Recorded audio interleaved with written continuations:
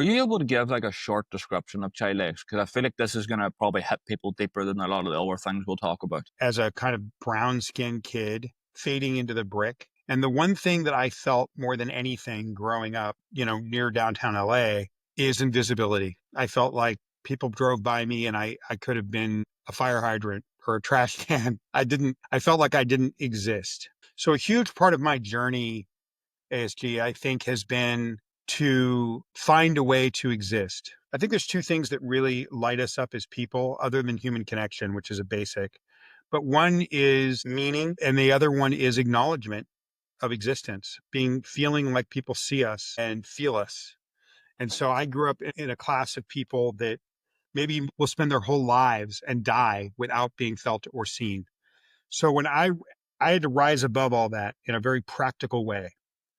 And when I got to the other side, which no one was more surprised than I was because I didn't know if that was a winnable fight. I decided that I would reverse engineer visibility, being seen, grabbing attention with the mass messaging of today. When in 1950, people were hit with about 250 advertising messages a day. Today, that's probably about 10 to 15,000. You as a person are competing with all that messaging. So I believe, I don't care what class, where you live, if you're rich, poor, what country you're in, everyone is feeling an anxiety of invisibility today because they feel this messaging around them sucking the attention away from their relevance. So yes, visibility, not feeling invisible has been probably the catalyst to my work today. There will be a group of people probably listening to this, and probably me and you both know that they will probably make the statement of they've almost been born invisible. They've never been seen. They've never been acknowledged. Like even no matter how big the achievement is. Do you think that that is genuinely possible in the world of child X, that you could be born invisible, or do you think it's maybe a development process of things like trauma and neglect, or just maybe not being the shining star you thought you were? I think it's both. I think that trauma and neglect are going to create invisibility. Okay, that's going to the likelihood that you're going to look and feel and invisible and have an existential angst in relation to that invisibility is a product of trauma and neglect. But I also think that the mass messaging of today is making everyone feel that way. And that's what's new. That's a light switch. For example, in the late 90s, there was a woman doing research for Microsoft and Apple named Linda Stone. And this is before the internet was in full swing. This is before phones, but internet on phones. This is like early internet. A lot of people were just starting to use it, right? And she coined the term continuous partial attention to describe how people were so distracted by the new messaging of the internet and the mass messaging of television and the world that now everyone they're only partially paying attention to you because they're distracted by everything. So one of the things that I've said repetitively in my work is that the invisibility that I felt as a child of trauma and neglect, being abandoned by my parents and turned over into this kind of religious orphanage of sci-fi, of science fiction and fantasy, and in this kind of militaristic structure, otherwise known as Scientology, and being raised in their dormitories by their naval inner core, their naval clergy, is that invisibility that I felt from trauma and neglect. I believe that every single person in Gen Z feels that now. Every single person in every millennial feels that now. Have a traumatic experience or neglectful experience. Part of the way it's not a meritocracy. Not everyone can rise out of it, right? But the best shot that you'll have at rising out of it is to find some sort of meaning in it and to say, hey, how can I use this meaning to contribute to the world, to plug into something that's bigger than you? So I believe that the trauma and neglect I felt as a child because of digital and messaging overload, every single human being on earth feels that now. There is something that struck me about the concept that, do you think there is an extension of child X for those adults that always think that they just never got their shot, they never got their opportunity, which is why they are quote unquote invisible? And so the way I look at that, I guess, is we look to the extreme so that we can see ourselves. We can only see the eye cannot see itself but in reflection. So we look to see ourselves in a prism. So when we can look at this extreme story, we'll see parts of ourselves in these characters, and then we can better understand ourselves. So yes, I think that in the book, I say a child X is anyone whose life is marked for them and predetermined for them before they had a say in it. But every human being on earth to some degree has that experience. If I'm born in Yemen, that's my life might be very predetermined. If I'm born in Gaza, if I'm born in Belfast in 1985 versus, if I'm 1970, if I'm born in 1970 Belfast as opposed to being born in 2000 Belfast, right? So the circumstances in place of our birth can make us a child X, can completely determine our future and what we're going to become without us having a say in it. So that exists for all of us on a spectrum. So I think because my thing is so extreme, I'm literally marked and penned and stored for labor, that people can see their own child X in themselves, and that can give them perspective, hopefully, on their own lives. When I was researching the child X topic, the main thing that came to my head was you formed child X based on your own physical experiences. But I think now, as time's moved on, people mentally are child X more because they have these different expectations. There's so many different terms now. There's the anxious overachiever, there's a rebel, these type of things. And I think now people mentally will relate to the child X concept more than maybe say 10 years ago when it probably needed to be a physical experience for you to relate to it. But I think now there's so many people that mentally are child X without actually realizing that they are. So I think you're going to actually help a whole new demographic of people you probably didn't actually realize you were writing to when you wrote the book. That's really profound. I'm curious as to what do you, based on your interpretation or just in your head, what do you think or determine a child X is? How do you see a child X? So the main driving point for me about Child X was the feeling of invisibility, as you mentioned. It does drive it forward quite a lot. And the thing is now with a lot of people will almost put the invisibility cloak on themselves because they'll see, like we're talking about the digital era. We cannot escape people who are younger than us doing better than us, or people are our age doing better than us, or just people getting recognition for things they shouldn't be getting recognition for. When we all may be doing good things in our personal lives, just goes completely unnoticed. And I think that creates a bubble that has a knock-on effect that does make a lot of people feel kind of like child X, and especially now in the era we're in, where devices and stuff are everywhere, we're constantly have so many opinions on our fingertips that we become emotionally unavailable, become anxious over everything. There's so many psychological things that will play in here, and that will make us brand ourselves with a term that means child X without us actually knowing. Yeah, it's very astute. I mean, I like one of the things that I noticed when I was growing up in all these poor neighborhoods, because I went from not going to school most of my entire life and being only able to read and not able to write at 19, 20 years old, to graduating from one of the UK's finest institutions in my mid 20s. I went to the London School of Economics. And a lot of people say, well, how can you do that? Or how can that sounds impossible? Yeah, it probably was impossible. I don't know that I could repeat it. I mean, it was probably like a Houdini act or something. But, but I feel that there were certain things that I did that anyone can do. Curiosity, relentless, insatiable curiosity, generosity, which can be hard to feel if you've been wronged, but most importantly, meaning. One thing that was really interesting about growing up in poor neighborhoods, when I crossed class and I ended up around some of the maybe most wealthy, privileged people in the world in college, such a massive contrast. But one thing that didn't change was genius. If you go to poor neighborhoods, it is the greatest gold mine of genius in the world. And when we look at developing countries or we look at poor people, we always frame these places as these pathetic people that we need to save or rescue or help or make their lives less miserable. I think we should be reframing poor people, extreme poverty, developing worlds as a gold mine of genius that we need to look into and develop for ourselves. I mean, Steve Jobs' father, he was adopted. Steve Jobs' father was a Syrian immigrant, right? If he had not been allowed to come into this country as a refugee, there would be no Apple. Right. So what I saw in the neighborhood were kids that could play instruments, that could play classical instruments like violin, that with very few lessons, kids that knew how to fix cars at 10 years old. They were engineers, kids that could.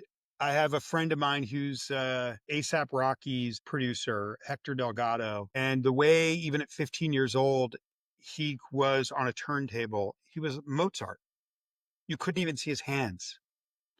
And so I think that when you're driving past a slum, don't look at it with disgust. Wonder if there's genius in there that you can't see because of the frosting, because there is.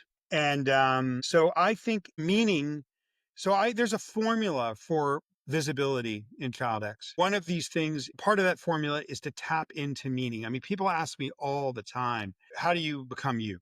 How do you, because of the way they see me, you move through the world. I don't really feel that way. I feel like a survivor, like I should be dead and I survived something that should have killed me. So I feel sometimes guilty for being alive, but people see that and I want to make sure I acknowledge it.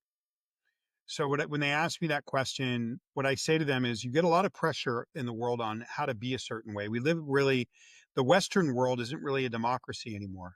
We may have a socialist democracy in Europe and the UK, kind of a capitalist democracy in America. But really, in both places, what you're seeing more and more is kind of a corporatocracy. Corporations and business shaping laws and the way that we live. If I grew up in Belfast and middle class, I'm going to be told I got to go to college, and then I'm going to be told that I got to go work for a company and buy a house and have kids and have this life that's kind of made for me. Okay. Based on the corporate need to have a labor force. We have these kind of design, we're programmed. I mean, Pink Floyd was talking about this, in the 70s, right? But now it's really kind of a finite way of existence. So when people ask me, how do you become you? Because I had nothing for the first 20 years of my life, I had nothing to lose in terms of the way I spent the rest of my life. And so what I decided to do was I wanted my outer life to match my inner drivers. So what I felt a calling to do inside me, I wanted my outer life to match. And my calling inside said, make beautiful things that can shock and amaze people, that can help them move through the human experience better. Inspire yourself by making those things. Try not to spend your life working for a corporation, uh, dedicating your life to the needs of others, because that's how the first part of my life is. I don't think working for a corporation is bad. I think for some people it can be the best thing to do, because maybe they want a family and they want something that's going to pay for their fishing or some habit, some passion they have, and they can just do that 7 or 8 hours a day, and then it pays for all this stuff that they love. So I'm not judging. Everyone has their own journey and everyone has to move through the world the way that they feel they need to move through the world. But ultimately, what I urge people to do is try to make your outer life match what you feel gives you joy and purpose and drive in your inner life. And that's what I call kind of an authentic person, is someone whose outer life matches their inner world. And that's personal. I kind of want to park the invisibility aspect just for a second because I've had this Sure. thought in my head quickly. Do you think we all have an aspect of Child X in us? I do. And you're making me think about it more and more. When I first wrote the book, Child X was anybody who was marked for life before they had a chance to determine who they are. Because in this extreme environment of the inner navy of Scientology, being raised by Scientology's inner core. And I'm really talking about those kids and the lost children of Scientology, the story of all these kids that grew up all over the world, whose story of abuse and invisibility has never been told. As I wrote the book, I branched it out. I said, listen, look at Lisa Marie Presley, who I knew, I wouldn't call her a close friend, but she was in my circle as a kid or as a teenager. I met her, and, she died young. And her life, her mother joined Scientology, and her life became very predetermined for her, and she was one of the most famous and sequestered and wealthy children on earth. And she still had her life predetermined for her.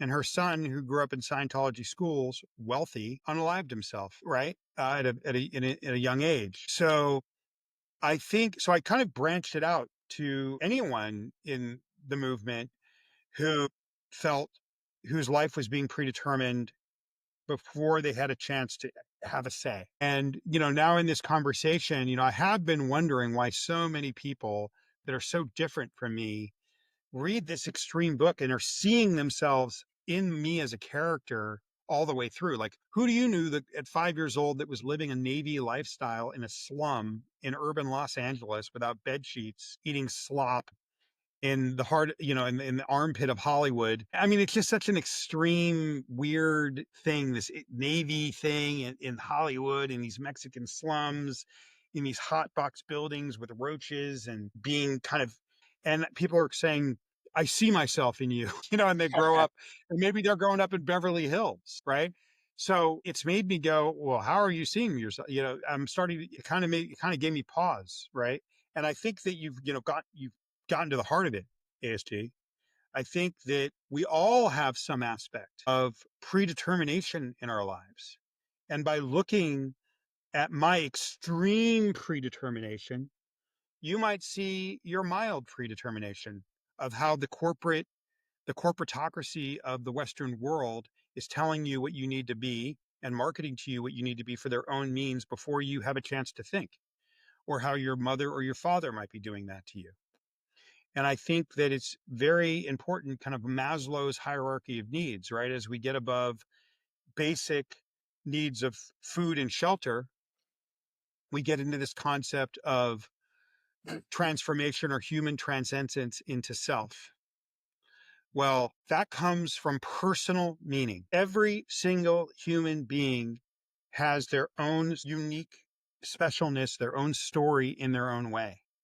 And what we don't do, and you could do this working for corporations. I meet guys all the time that work for corporations whose purpose in life is to have a big, successful family.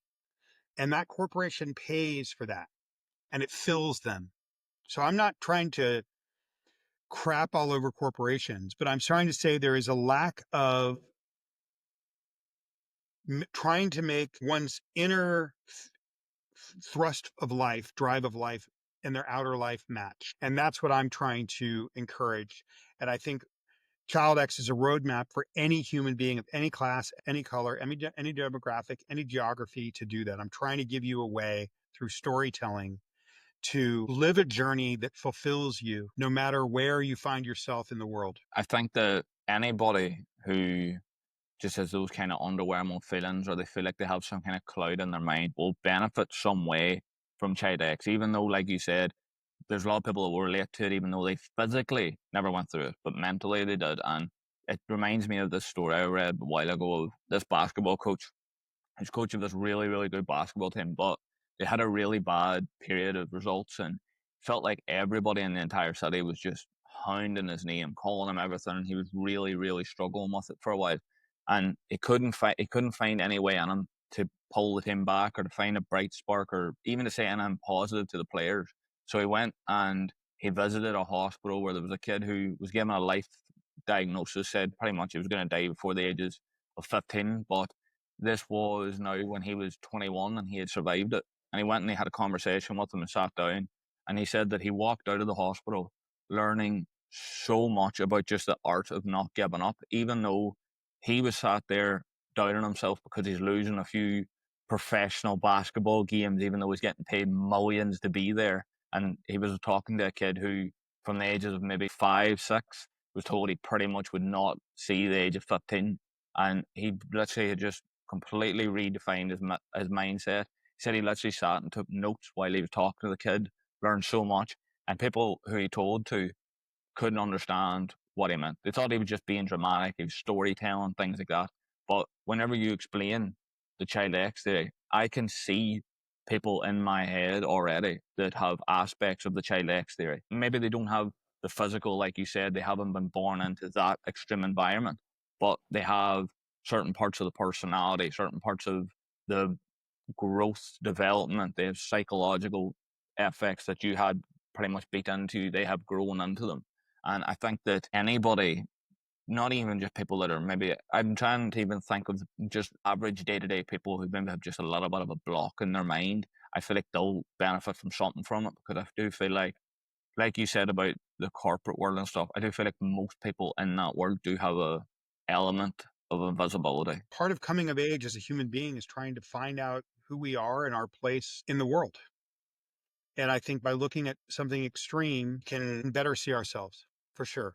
Do you think now then, with the pairing of the almost need for attention and now the internet, are we making that void for child X qualities to become apparent bigger, or is it now to the point where we're almost designing a whole new version of child X? We are. I mean, it's a really good observation. I mean, I think that what we see now in the modern world that is so incredible, one of the problems we have in the Western world, it's a really big problem, okay, is comparison, right? So if you take a poor kid that grows up in the projects, or say a poor kid growing up in Belfast in 1970, they're going to have extreme existential crisis of anxiety and concern about their place in the world to the degree that it could be crippling for them, a kind of paralysis. Why even try?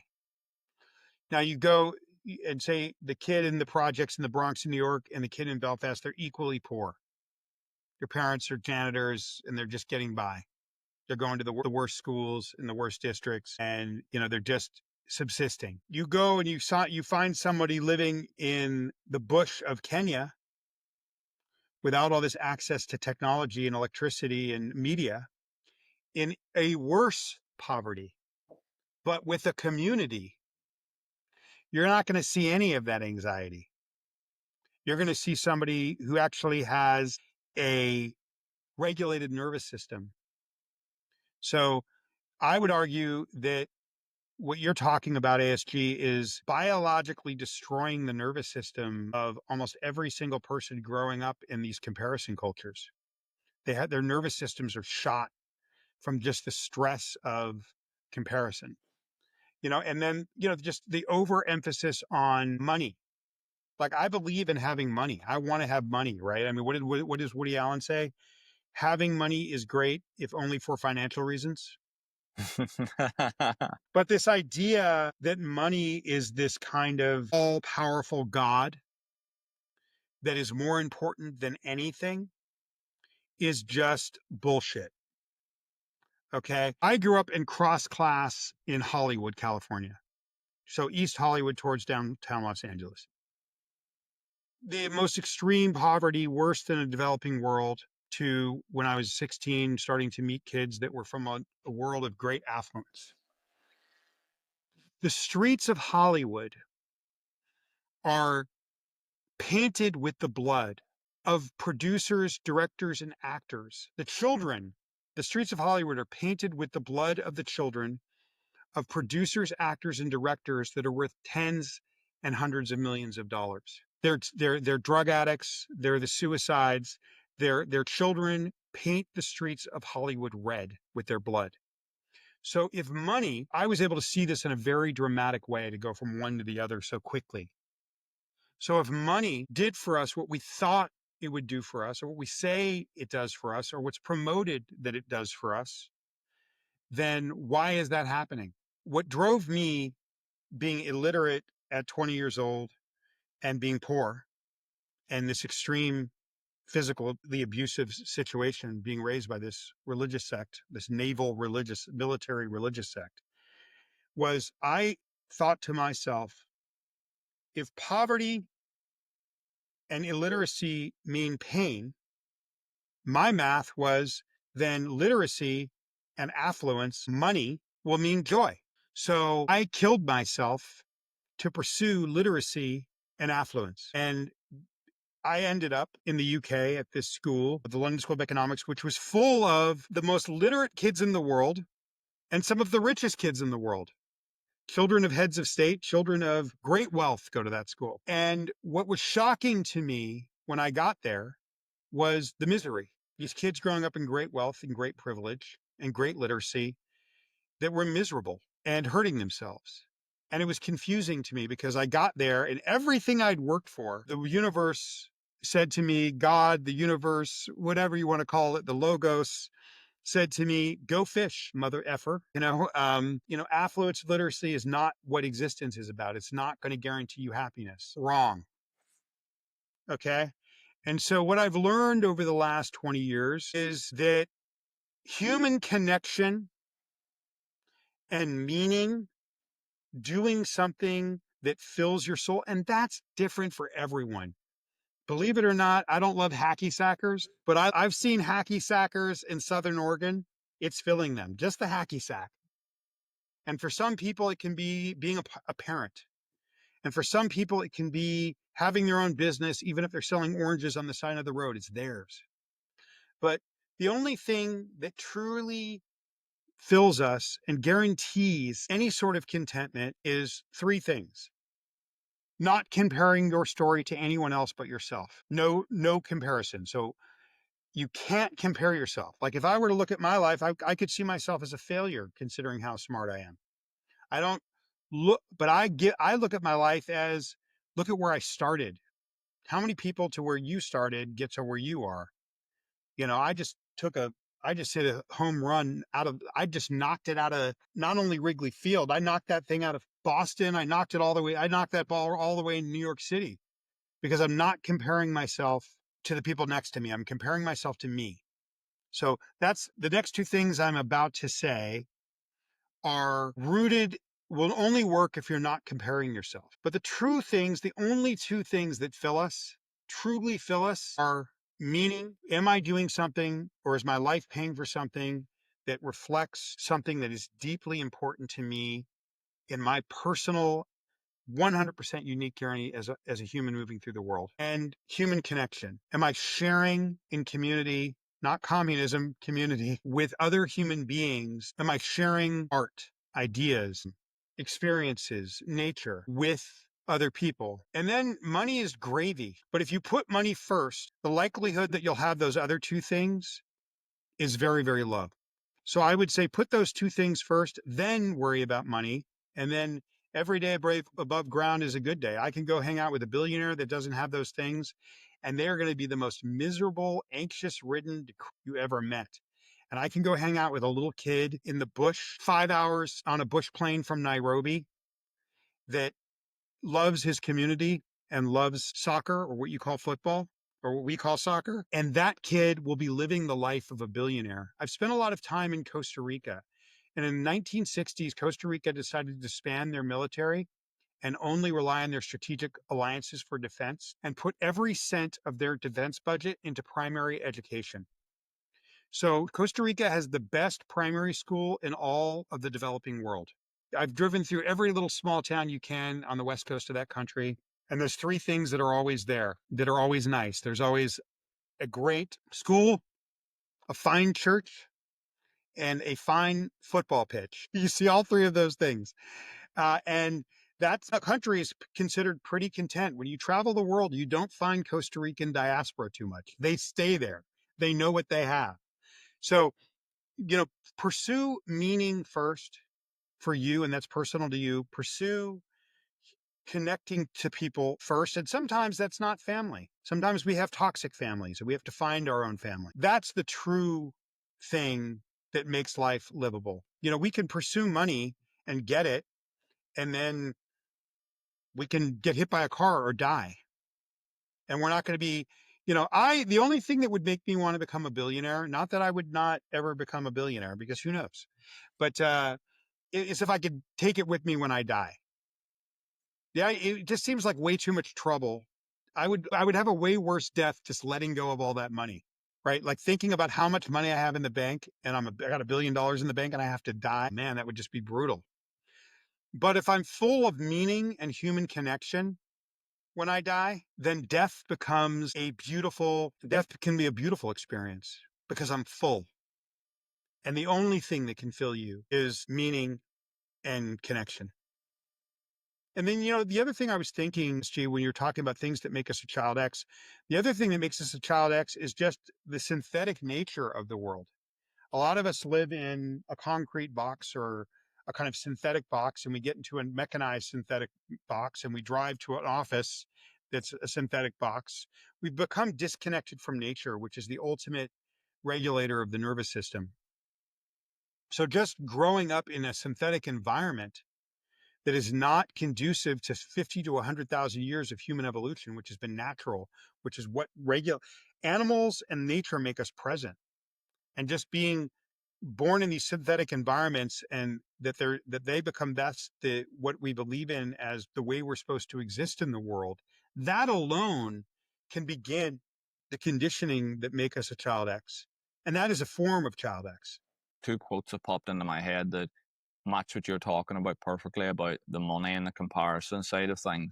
The first one was about money, and it came from a movie where the guy said 50% of millionaires would pay $1 million for a smile. The other was about comparison, which Dr. Gary Sprouse, the stress doctor, was on, and he's very unhinged in his opinions, and he has a lot of beliefs about how people should see the world, and he doubles down on it. And he had this great one he mentioned about comparison, because I spoke about how a lot of people's stress nowadays comes from seeing people doing better than them on social media. And he had this great thing. He said he's doing worse than the 22-year-old reality star, but in comparison to the 18th century German ruler, he's doing much, much better. I mean, what it kind of makes me think of, and I'm going to paraphrase this quote, is a famous Oscar Wilde quote, which I'm getting to get wrong, so I'm paraphrasing it. Nobody in the comments tell me I'm getting the words wrong. Okay, but is that most people never truly live; they merely exist. All we would have to do to fix Oscar's profound and astute observation would be if people lived their meaning and connected deeply with others through experience and ideas and sharing, everyone would live. Right. So you have to understand this money is this comparison, and money is being marketed to us. If we're comparing ourselves to other, then we'll pursue the path of the corporatocracy, which feeds the corporatocracy. Right. So they need us to believe that we need to feel better than everyone else so that we will enter and excel and feed their machine as a vessel of labor. So that's being fed to you, right?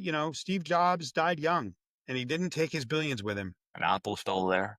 Yeah. So when I say this stuff, I deeply believe it. I also believe, put those other things first. I had a friend of mine who was just a brilliant musician and entrepreneur, guy that I loved a few years ago. And, at 49 years old, he got cancer and died very quickly. And so I don't think he was thinking about his 401k when he died. I mentioned I had a question about your physical experience you had, and it popped into my head when you were describing it in the intro. I watched a documentary called The Keepers, and in The Keepers, the girls that were involved in it were talking to each other, and one of them said that they struggled to form connections with normal people because they almost felt like nobody could relate to them unless they went through the same thing. And that reminded me of what you said about how when you were predominantly writing Child X, you probably didn't think of the huge demographic you actually were hitting, because you thought Yeah. they would need to go through the physical experience to relate to it well. And there's something that thought in my head was, did you at a point struggle with the human connection because you thought, if this person doesn't fully know the experiences I've been through, I can't really relate to them, or they can't really relate to me? 100%. In fact, as much as I pushed those things and I was achieving some human connection and I was achieving a strong sense of meaning, the reality is that I wasn't willing to face my story. I was living almost a double life before I wrote Child X, even 2.5 years ago. I was very embarrassed about what happened to me. I felt a lot of shame from the abuse, and just the shame was so deep just from the physical. I almost feel like the physical abuse and the mental abuse were so strong that the shame was infused into my flesh and my cells and my souls. Like shame is a biological part of my body. And that shame and that exotic nature of this extreme experience kept me from connecting to people. And one thing I've learned in life now, and I'd heard this for years, and I don't think I totally believed it. And I wish I'd believed it the first time I heard it 15 years ago from a friend of mine, which is you can't master your life until you master your story. And I didn't want anyone to know that this weird thing had happened to me. So I was really kind of trying to hide it. And also I was raised to believe that there was an outer world, an outworld, and an inner world, and that all people that weren't in the movement were what they were like they called them wogs, or it's kind of like a muggle, the unenlightened, the walking dead, the asleep. And that just compounded it. But so I would say to anyone, you need to face your story, write down your story and share your story. That is the most important thing I've ever done for my mental health. I did a lot of things to work on myself, my trauma biologically. I believe that trauma is a biological injury. I wrote a book with a scientist about that called The Invisible Machine. So if you want to know more about the biology of trauma, you can check that out. But for my post-traumatic stress, the most important work I've done is biological remediation of my nervous system and my brain. My mental health and my self-possession, I've always been someone where people kind of saw me as somebody that was more self-possessed than other people. And one of the things that I say in the book, because I've always been told that by people, how do you know yourself so well? Even when I was numb at 18. The reality is I've not been self-possessed until about 10 months ago when the final edit of Child X was done. I was, 11 months ago. Until that moment of being willing to master my story, own my story, share my story, love my story, it was very much shutting down my ability to connect. This conversation we wouldn't have been able to have without me writing this book, right? So, yes, it definitely stopped me from being able to connect with others, which is very ironic because I just told you the two most important things of life are meaning and connecting with others. But it proves that you did get out the other side, which I think, again, in this thing of Child X, people are going to be able to see that there is an exit. Yeah, there is an exit. And that's I didn't want to write another book that talked about Scientology because there have been so many books. What got me to write the book was I was told I could write a novel. I could write it as a true story, but with artistry and as a literary work. But really what was the clincher of why to do it was if I could write a book that could give anybody in any position a way to find their story and a way to find their meaning through my story, then it would be worth doing. Yeah. Kind of, there was another kind of quote that I wanted to give you, but but it's eluding me. Yeah. I mean, I just think that, I think I'll say this. Okay. This will be a quote from me. Okay. This is what Child X disrupted from me. This is what I think about the world. Okay. This is how I think most human beings live their lives. We figure out our childhoods when we're 80 and we die. If you're willing to face your story, and I was not, but if you're willing to face your story when you're 20, 30, 40, 50, if you're willing to face your story, you can figure out your childhood then, and then have a far more fulfilled, exhilarated form of life and existence, the kind that Oscar Wilde was talking about that most of us miss. If most of us merely exist, why? We don't face our stories. A distant father can be a cult. An abusive mother can be a cult. So many things can create some form or version of the circumstances in which we live. You were talking about how other people can be child X's. There's a very famous doctor in Canada, but he's big all over the world, a guy named Dr. Gabor Mate. He's a trauma doctor. I don't know if you've heard of him.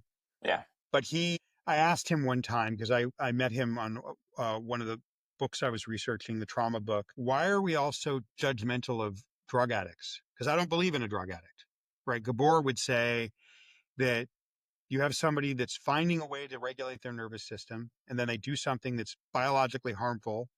So they're biologically harming their body in a way to try to find a way to regulate their nervous system. That's actually what I would say actual trauma is. Okay. Or what an addict is. You could call somebody an addict. It's a big judgment. It's a stigma. It's stigmatizing. It's a horrible judgment. But if you just say somebody that's created a biological injury or biologically changed their body in an attempt to regulate their nervous system, then you're saying the same thing without the judgment. And I asked Dr. Mate, I said, why are we so judgmental of addicts? Why are people, all of us, just look at that addict? even me, and we have an open air drug scene in Old Town Portland, and I get those feelings. And he said, listen, Jamie, all of us are addicts, whether we're addicted to our phones, Twizzlers. We all have some low level form of addiction. And so when we see people with extreme forms of addiction, it makes us feel better about ourselves to judge them and distance ourselves from them. And that's why I think it's very salient what you said about Child X. All of us are having systems that are telling us who and what we should be, that are making us Child X. And what I tried to do in my book, which if you want to support Telling the Lost Children of Scientology, please pre-order it before it comes out in 2 weeks. What I try to do in my book is give people a roadmap to break free from being a Child X, no matter what form of Child X you are, wherever you are in the world. That really is what the book is attempting to do. Well, I think you've hit the nail on the head there, to be honest. I don't really have any questions left for you, but I'll let you sign off in your own words. So where can people find you? Obviously, we know what you've got coming out, but what have you got that you want people to check out? I want people to check out, before I wrote Child X, I wrote my story as a graphic novel. So this is the cover proof of my graphic novel, which is a future sci-fi version of my story called Hybrid. So that's coming out in October. So I want people to check that out because it's my story again. It's about lost genius of poverty in a lot of ways in this future sci-fi Los Angeles. But I guess I love to hear from people. And I love to hear from people and how my work is. I talk to everybody, how it's impacting them or what they want to share with me. So like the best way to reach me is to follow me on Instagram and to DM me on Instagram, Jamie, JAMIE _mustard at Jamie _mustard on Instagram. You can always send me a message on my website, which is iconist.ltd, iconist.ltd. And yeah, check out what you're going to see. I have my first visual art coming out in Hybrid.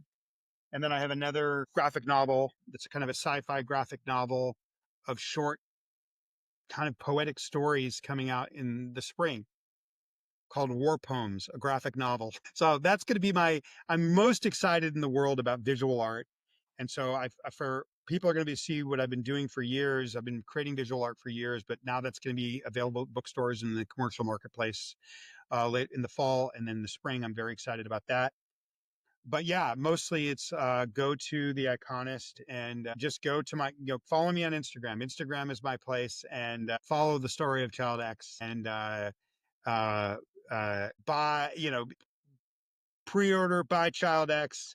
And then when you read it, send me a note and let's talk about it. Yeah. And then, I just want to thank you, ASG, for just what was a very thoughtful, evocative, and different kind of conversation. I've just never, you've got me thinking about my work in a different way and you answered a question for me. Why are all these people that have never experienced anything like me telling me this work is doing something for them? And now I know. So thank you just for what was, just a really different kind of a conversation that I think I hope people will find entertaining.